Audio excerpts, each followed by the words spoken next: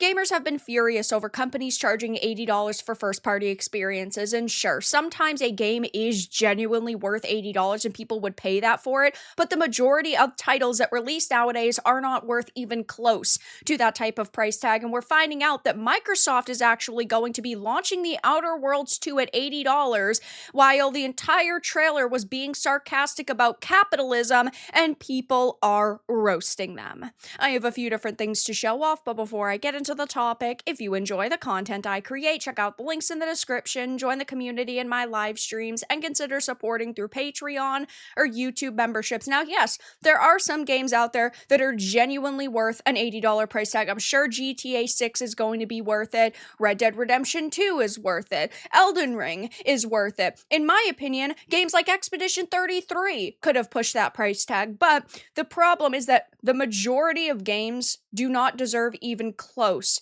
to that price. There are so many AAA titles that launch nowadays that are buggy and that are broken. I'm not a beta tester. I shouldn't be charged a full price for a broken, buggy experience. And unfortunately, there are a lot of companies that just feel that they can continue to push the limits. And when one company does something, every company wants to do it. Nintendo just happened to be the first that announced $80 first-party games. Then Microsoft followed suit, and I'm sure that most companies are in the next 2 to 3 years going to implement that. And then we're going to see companies try to push it even further because that's just what they do. Now they are realizing that every couple of years they can raise it by a little bit. And well, Microsoft decided to announce that The Outer Worlds 2 was going to be an $80 title, which it doesn't look like it's even close to worth that price tag, but I'm not alone in that analysis because there are thousands upon thousands of gamers saying you guys are out of your minds.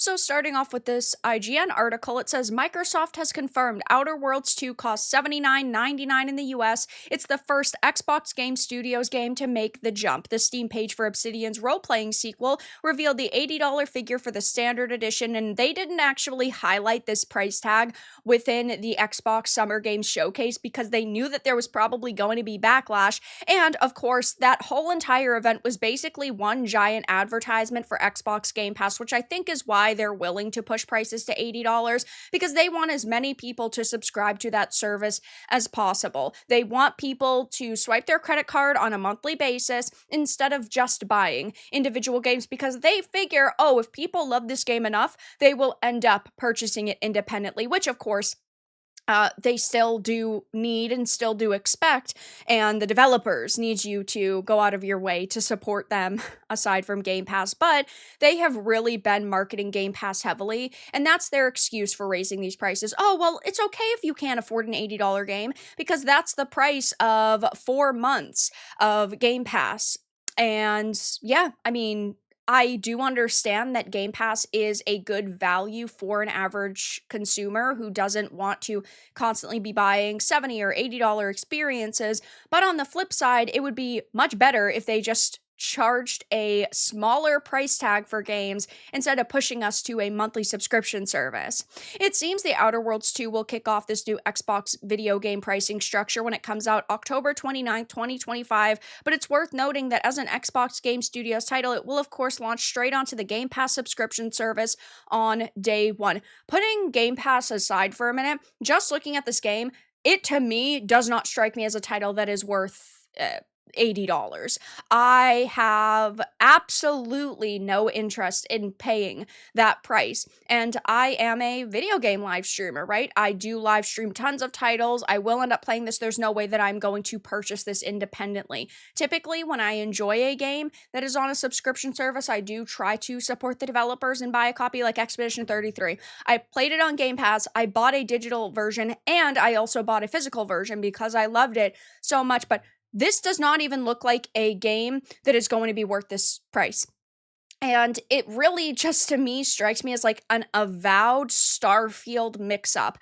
I did not dislike the Outer Worlds one, but I also don't really feel a lot of hype for this sequel, and the marketing is a very bold decision when this is going to be the first Xbox Game Studios game to make this price jump, because The entire trailer had characters being sarcastic and talking about capitalism, and now they're launching it with this higher price. Oof, boy, are they getting wrecked for this on social media. And sure, the developers just made a game that they felt passionately about, and it's really Microsoft that decided the price, so it's not like it's Obsidian going, yes, let's charge 80 and then put this messaging in our trailer, but you'd think that Microsoft would have maybe like recognized the content that was in this and then said to themselves, maybe this isn't the best way to start charging 80. And sure, there are definitely some people that are sitting here saying like, boo-hoo, games too expensive, society's fallen, and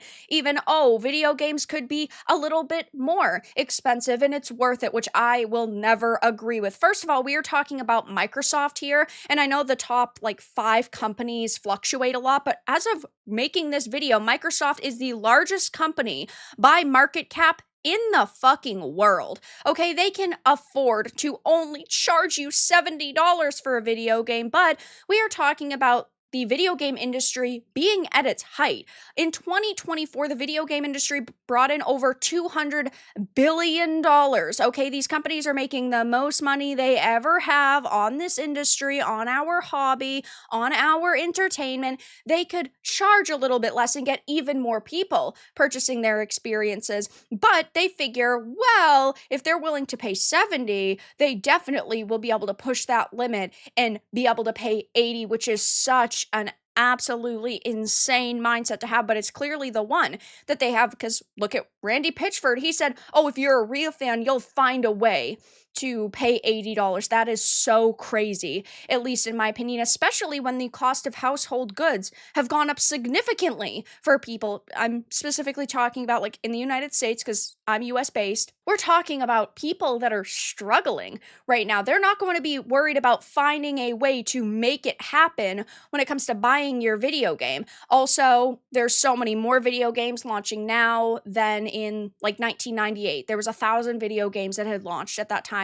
This year, or well, 2024, the last financial year that we have, there was 18,000 games that had launched. That is crazy. There's more people buying video games. We are talking about the majority of video games being sold being digital, so they don't have to worry about storing and shipping and production. So they're making more money off of the video games. And we're also talking about them being able to put out tons of titles, so they're raking in the dough. They're not going to convince me that $80 should be the normal price, and a lot of others clearly agree. And especially with Outer Worlds 2, like it just doesn't look like an amazing out of this world quadruple A experience. It looks okay. It looks like it could be fun. I like the way a lot of the guns look. I think some of the environments look decent, but I felt that there was just a lot lacking here. It begins. Bankruptcy from video games, $80 Mario Kart World. And by the way, Mario Kart World is not worth even close to $80. Good for them, because that's $80 I'm keeping. I love it when billion-dollar companies release capitalism. Bad video games for $80. I will confirm it as an $8 game in less than a year. Look at what Nintendo started. Somebody was going to start it at some point. It just happened to be Nintendo, but like somebody was going to do it eventually. I'll pass. This will be on sale for $40 a few months after release due to abysmal sales. I completely agree. And you're probably better off just waiting the couple of months to buy it on a sale anyway, because there's no shot it's going to be worth this price. Paying $80 for a game with a bunch of lesbians, after how shit the first game was, they've got some balls. The audacity. The irony here is that the game is about calling out greedy capitalism, so they are being raked across the coals right now. I will be keeping my eye on this to see how people continue to respond, though so far it is not going positively for Obsidian and Microsoft. I just don't think that over the next couple of months, people are going to respond any differently. I think that now that we officially know the price tag from here to release, even if they delayed it, people would be extremely upset with them. And even if they went down to a $70 price tag, I still think that people would be like, okay, this is ridiculous. And because you tried to pull that shit on us, I'm still not going to support it. So We'll see what happens. I don't think that they're going to change the price, but they are being wrecked right now by gamers. But that's all that I really had to discuss in this video. Let everyone know your thoughts in the comments below. If you enjoyed this, give it a like, and if you didn't, give it a dislike. I appreciate your support either way, but I'll talk to you all again in the next video really soon.